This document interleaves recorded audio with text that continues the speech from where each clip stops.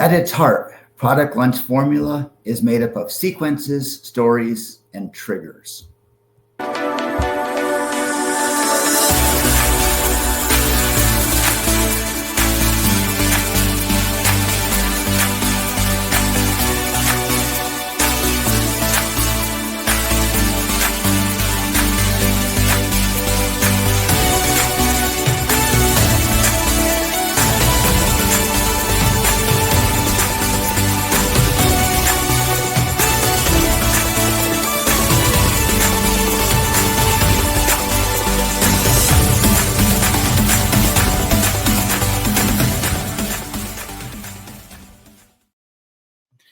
What is up, champions? Welcome to another episode of Champion Reads, where we talk about the best-selling books and their best principles to help you with your best life.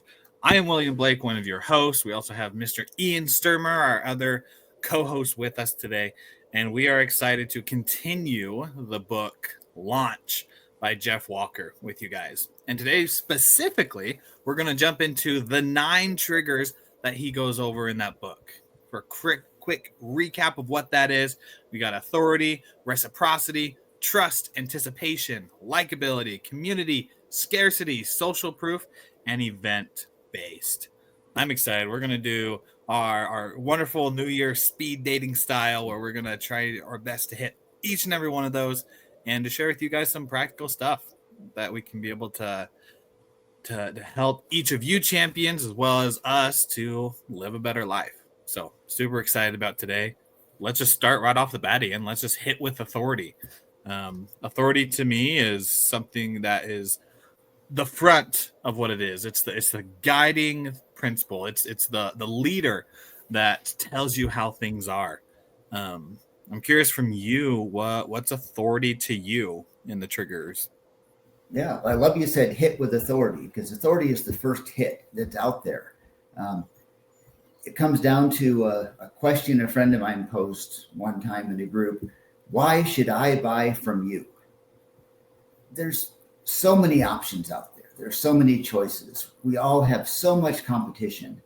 If we don't have some kind of authority, some kind of reason that we should sell something, whether it's a product, a service, if we don't have an education, an experience, an accolade behind us, product testimonial, something to give us authority, something to say, you should buy from me because this. There's got to be a reason, and that authority is the basis of the reason. We've all walked through a store and seen something, and we have no idea what the brand is, so we walk right by it. There's no authority. So there's got to be a reason for us to pay attention, something that says, you know more than me, or you are better at this than me, therefore I will buy it. Yeah, it goes into the thing of don't follow advice from someone who hasn't gone through it or has the life that you want. Because if they don't have it, like, why are you taking their advice? The authority, the experience that the person brings, that's what should build that trust. That's what you should be going for. Because if they are authority, then they are doing the thing that you desire to happen in your life, or desire to accomplish whatever the goal or dream is that you're working towards. And so those experts and leaders in their fields, they've pretty much already done it. Or the ones that are just like, we have built so much credibility, so much trust that you can take our product. Everybody knows about Cheerios. Biggest thing. Not many people know about... Man, I'm trying to think of a cereal that no one knows about. Live cereal. You don't know it. Yeah, that's the thing. You don't know it. Live cereal might be a lesser one that people know about. I grew up on it. Cinnamon Life cereal, the best. I like that one. But it's the authority part. It's the evidence that they are who they say they are. Yeah, there's a real quick analogy with that, I guess. You and I were both on a call a couple days ago, and there was a guy on there who was a breathing expert, and he was offering a chance for us to attend a session with him on breathing. Now, I'm old, and I have been breathing for 50 some years at this point. But I'm not going to go out and teach a class on breathing just because I've been breathing a long time. This guy's a lot younger, but he's talking about how he studied under these gurus and he's gone through the science of it, as well as the mystical side of it and the psychological side of it. And he built up an authority where I've been breathing for 50 years, but I'm going to attend his session because I trust his authority that he knows more than I do on this. Yeah, it's amazing how many people can just skip the credibility, skip what needs to happen. But you got to be an authority with it. And one of the things that helps with authority, going to the next one, is the reciprocity, the principle of reciprocity, where you give value first and people feel compelled to give back to you. And I love how in the book it reminded me of the ebook that I created for my dyslexic audience. It's something I'm giving away. It's something that they get from me. That's just a free ebook about 5 principles that have helped me get to where I am. And that thing alone has brought so many people into the community of for my coaching thing, dyslexic achievers. And I know for Champion Circle, like um, offering sometimes meetings, sometimes being able to get on one-on-one calls, um, being able to provide those free resources, insights, that goodwill makes it a lot more likely for our audiences to engage with our paid offerings further on. And that's so needed in this world of when you launch a product, you want as many people to come as you can. What's the best way to do it? Give them free stuff. Yep. And I think you said those two go hand in hand. If you don't necessarily have a high amount of authority, then reciprocity builds that authority.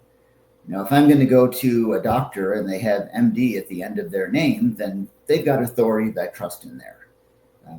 But a lot of and yours is a great example. You're a great person. You don't necessarily have a huge reputation worldwide about what you do. So here's this book I'm going to give you that's going to show you how smart I am. It's going to show you why you should trust me. And giving that book, that reciprocity, shows your authority as an expert.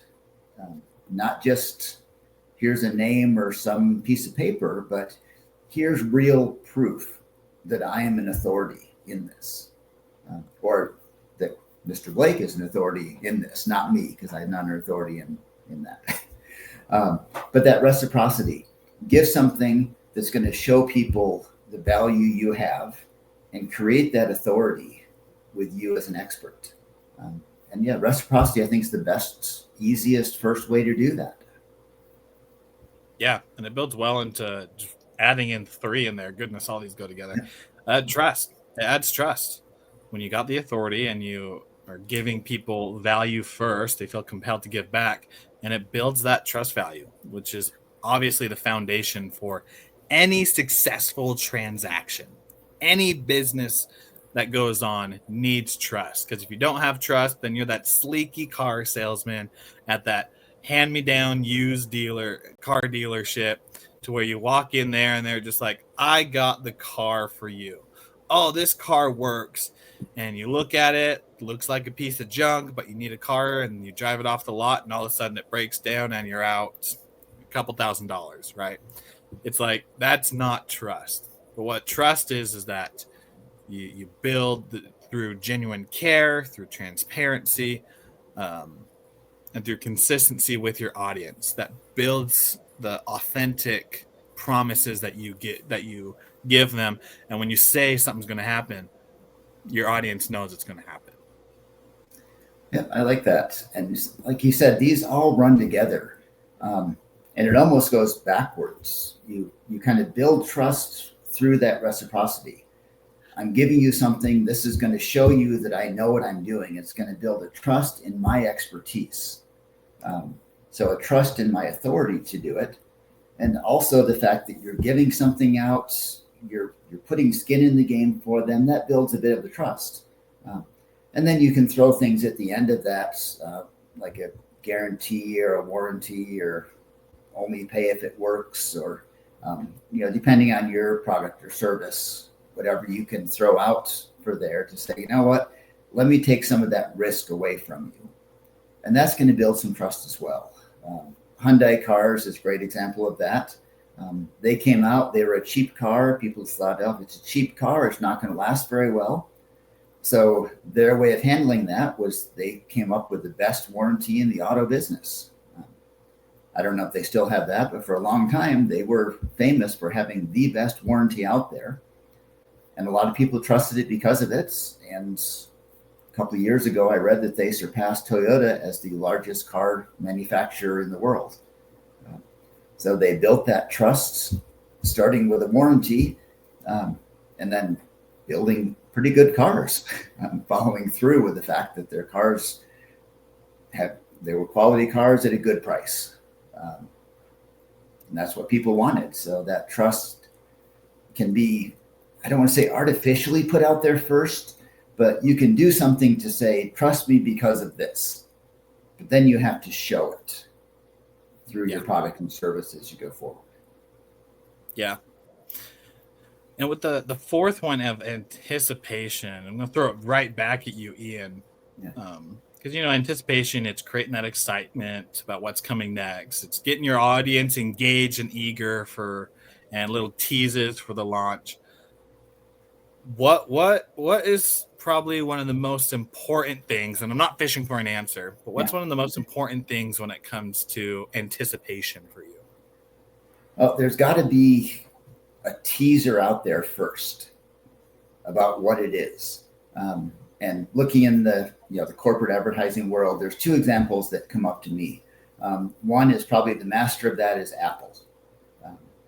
People can't wait for the next phone to come out, the next iPhone, which we all know is going to be just a little bit clearer screen, just a little bit faster processor, and that's about it.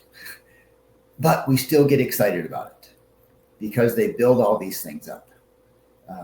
And they've got the authority, they have things they give out with it in software and these things. They have the trust built up from the past. But then they build up and say, the next great thing, this is what's going to come out. And we get excited about it. A second one is years ago, and I'll preface this by saying I'm not really a car guy.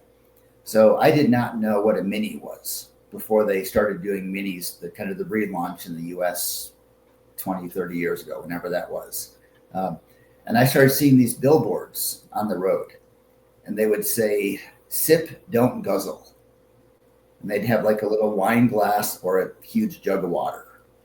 And there were all these things about sip, don't guzzle, and a little Mini logo in the bottom. And I didn't know what a Mini was, but after about 2 or 3 months of these advertisements on the road, I really wanted to figure out what this Mini was. And then they had, coming March of whatever year. And I got excited about it. I didn't even know what it was. There was no authority, no reciprocity, no trust, but they built up a curiosity where I needed to know what this thing called a Mini was that was coming out. Years later down the road, we bought one, loved it. And my wife and I both kind of missed that one. Unfortunately, it got into an accident. Unendorsed product endorsement here, unasked for endorsement, held up really well in the accidents and prevented a lot of injuries with my wife. So from that, all of that trust and authority came in. But they build up anticipation, is the point, through the marketing campaign. Without even knowing what it was, I was excited. Yeah.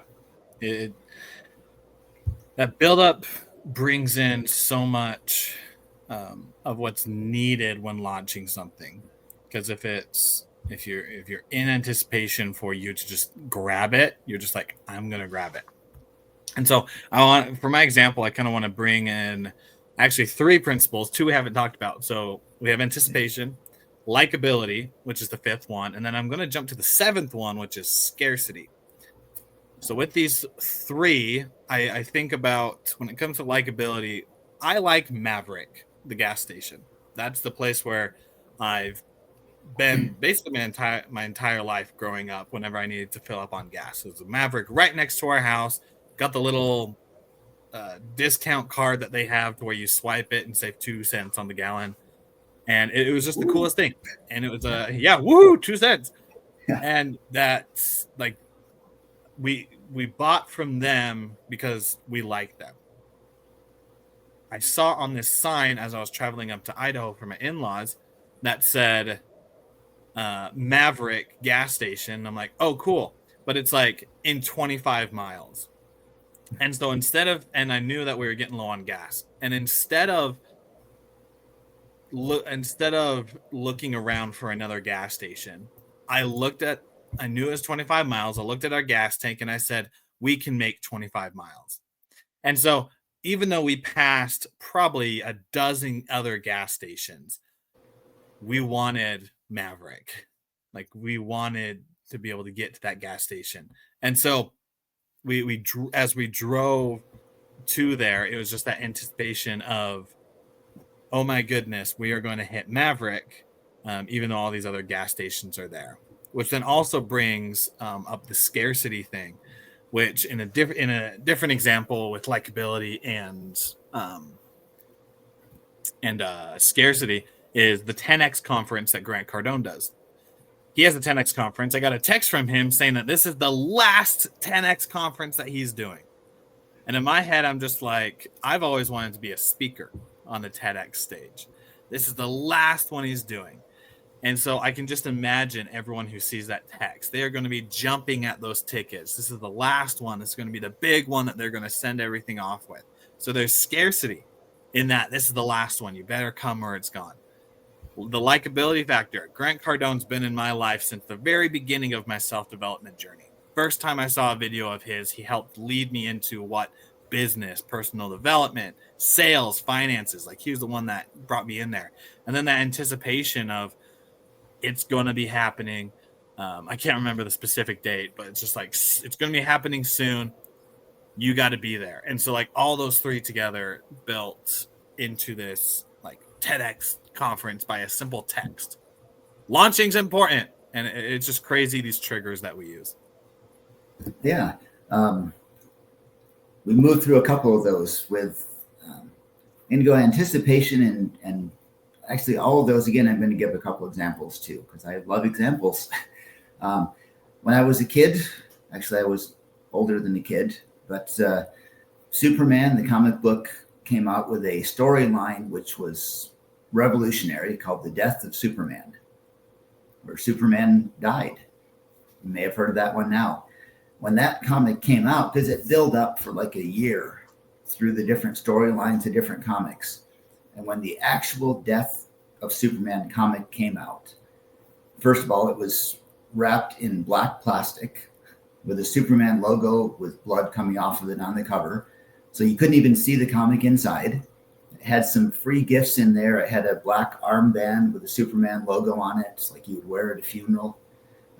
And I was really excited about this. They had built it up. It was in the news. They built it up for a year in these other comics. Of course, I like Superman, but they only print a certain number of comics every time. So I got on my bike and I rode to 3 different comic stores that I had been to and overpaid a fair amount at each place where they let me get 1 copy of that comic. Now, I still have all 3 sealed copies at home, and they are worth on eBay just about what I paid for them the day that I bought them in the comic store. So they didn't go up in value the way I thought they would and all that. But they really build up an anticipation. In this case, a year of multiple different comic lines building up to this story we all knew was going to come. Of course, they've got 75 years of liking Superman. But that scarcity, that's if you don't get it now, this special one, that's the only chance you'll ever have. And they never printed more with that special package. Limited edition. It built it up. And honestly, I'm still happy that I took the time to get those. It's still a positive experience, and remembering rushing around to get those and all these other people wanting one, but because I had a relationship with the store, they let me buy a copy, or they saved a copy for me so that I could get it. So all of these are built up. Whether you're a huge brand with 75, 100 years of background, or whether you're just starting out and you're talking about, hey, this is a new product coming out, this is a new service, this is a new technique, and you build it up for people, and this is the time you can come to it. And I think it was Gary Vee that talked about that in his $1 million offers. You build scarcity. There's only 25 seats. There's only 50 seats. And his strategy was, if you've got 50 clients that you know want to come to this conference, then you say, I have 40 seats. And there's instant scarcity. And those people will fight for those seats in a positive way. Yeah. So build scarcity, because if you don't, there's products that I've been wanting to buy and planning to buy for years, but I never do, because I know they're always going to be there and I can always buy them the next time, and I've still never bought them. Yeah. It's amazing how, when we actually think about these triggers that are going on, like how many actually apply to the big ones that we see every single day. It's amazing. I want to keep going, because I want to make sure we hit all these for the champions who are listening. I want to make sure we hit all these triggers. So the ones we've gone over authority, where you got to build that trust and people follow your advice because you're the expert and leader. Went over reciprocity, hashtag dyslexia. Reciprocity, give that value first, and then people feel compelled to give back. Trust, where you build consistency, you build the reputation that you are who you say you are, and that when you give your word, it is honest and it's expected. The anticipation, where you're creating that excitement. The likability, where people buy from individuals who they like. The scarcity of feeling that FOMO, that word, fear of missing out, that motivates people to take action. Each of those are so important with triggers. So the more that are in there is community, and I'm going to mix that in with social proof, just for my thing. Because with community, it's we're social creatures. We're individuals who like who want and need to talk to each other. If we just sit by ourselves, we might like it for a little bit, but we're going to go crazy. Just like that movie, I can't remember what it was, but they have that volleyball Wilson, I believe. Oh, Castaway. Yeah, Castaway. He created the volleyball so that he had someone to talk to. Like, we humans are social creatures who just thrive on connection. And so building that community of individuals around you to have that sense of belonging creates loyalty and engagement, as well as with social proof. That's where you get your social proof. Like having individuals tell you that you're doing great, that give you testimonials, give you reviews, those individuals who have tried the product and just jump at it and share it with other people, and then other people jump at it. It's that social proof of this is what we say it is, and then it builds a community. Those two together, two of the most powerful things when it comes to launching something. Absolutely. And I see that in two sides. Things like Yelp or Amazon reviews, they build a community of people who give reviews that provide social proof as well. If I tell you that my product is the best you'll ever have, it doesn't have a lot of authority behind it. If your best friend tells you that my product is the best he's ever seen, there's some proof for you. You've got a community with your friends. There's social proof with your people that are telling you about it. And there's a formula in TV commercials that I see all the time, where two friends are talking and one friend tells the other friends about a product. I know you hate washing dishes, but have you seen this dishwashing detergent? This is amazing. And it's artificial social proof of one actor pretending to be friends with another actor and telling him something he read in the script. We all know that. But our mind still says, hey, if his friend is recommending it to him, then it must be good, because there's a social proof of individuals like me recommending something that I need to their friend. So I should try that too. Psychological trick or whatever, but it's at its core, that's social proof and community, maybe some likability and trust and things built into that as well, into a formula. Now, we, of course, want to do these things authentically. We don't want to create artificial scripts to do that. We want to have real people give real honest reviews and build up a community that way. But those same principles are there. We see them all the time in advertising, and we should be using those in a genuine way ourselves. Because why do big corporations use it? Because that's how they got to be big corporations, because they used it, because it works. Yeah, it works. If it works, don't change it, right? If it works, if it works, why try something else? And not to diminish creativity or that, but if it works, just keep doing it. If it works, people want to engage with it, and so it's amazing that's included, that when you launch something that's in there. And I think that goes great with the last one, which is event based, which basically is like creating events, because events create that natural reason to take action. It gives the audience that time to be able to engage with your offer, tells them about it, brings that excitement and urgency to it. I know for the webinar that I'm giving for my dyslexic audiences tomorrow, like I've been sharing about it, I've been prepping on the back end, and it's just like there's this natural reaction for my audience to react, to act on being there, and to show up and comment, and then afterwards be able to, we're giving a free ebook away for each and every one of them. And so it's just like creating this event, this place for everyone to gather.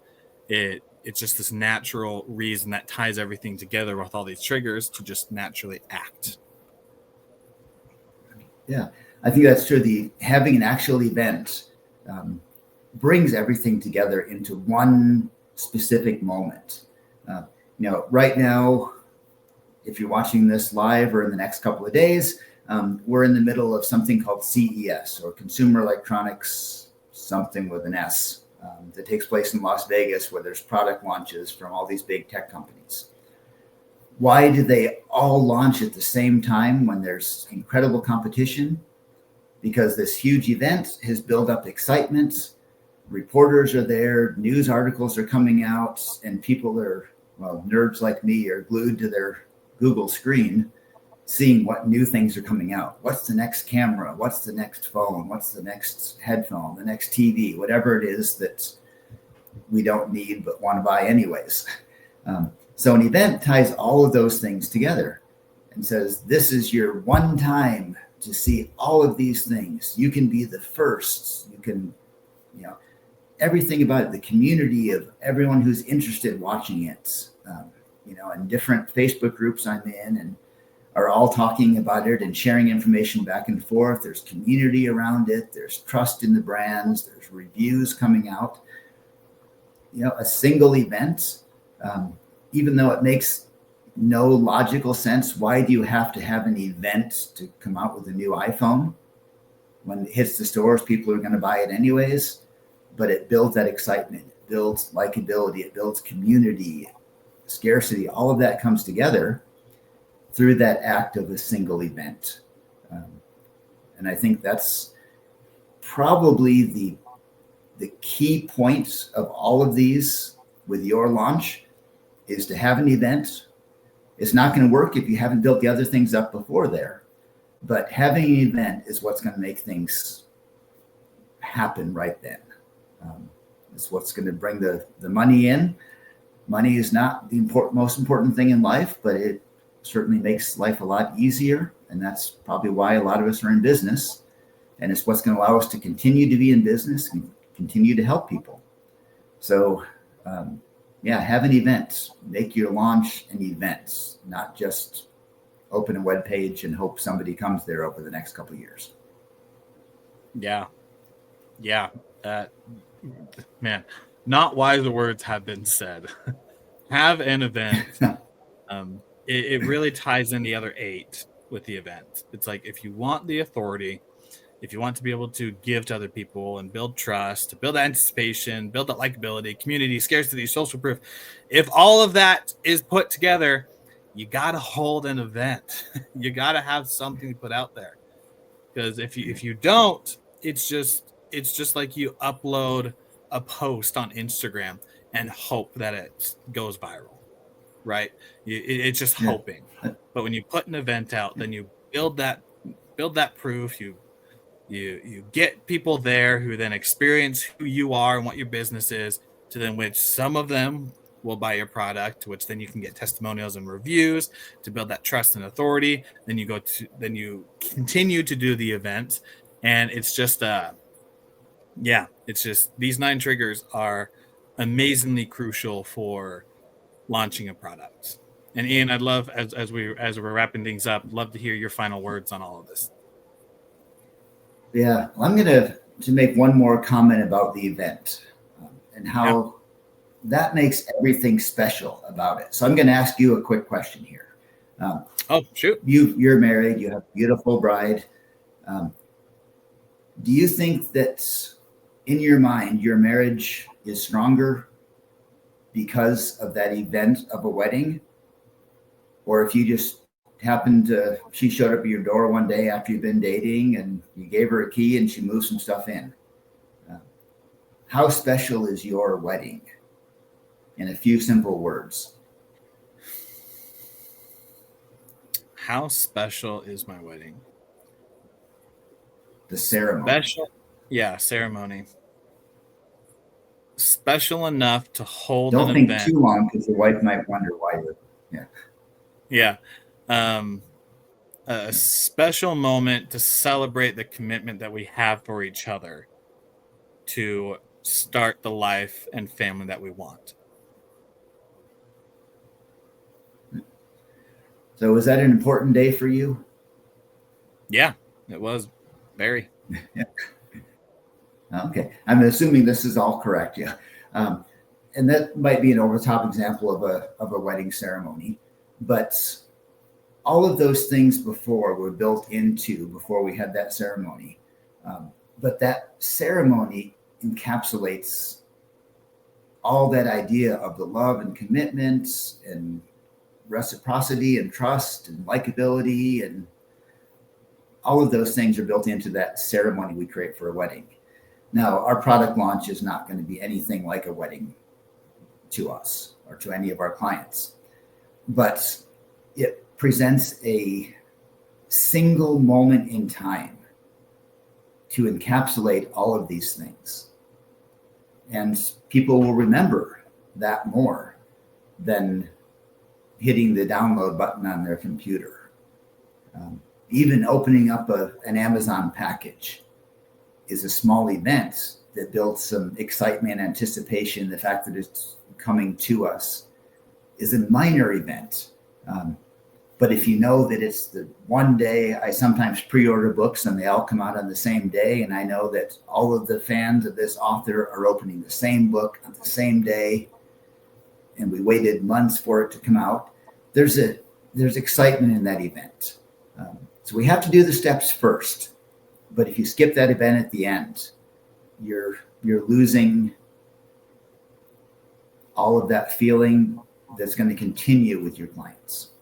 So I'm going to close. You have to do the steps first, but if you miss that event at the end, you're missing out on a lot of money, a lot of clients, a lot of building your business, a lot of future business if it's not there. So make it an event.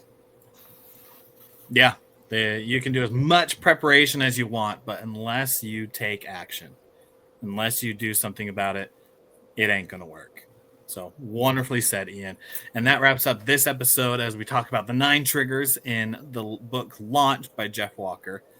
wraps up this episode. For you champions, if you found inspiration in this, go ahead and subscribe to our podcast. You can find us on all the major podcasting platforms, as well as you can go to our website, mychampioncircle.com. There you'll be able to find the link to our podcast, link to all of our socials, as well as everything else going in this Champion Circle universe. Until next time, champions, continue to be awesome, continue to take control of your life, and always remember that do your preparation.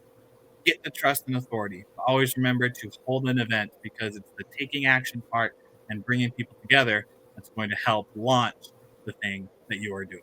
We'll see you on the next episode, Champion Reach.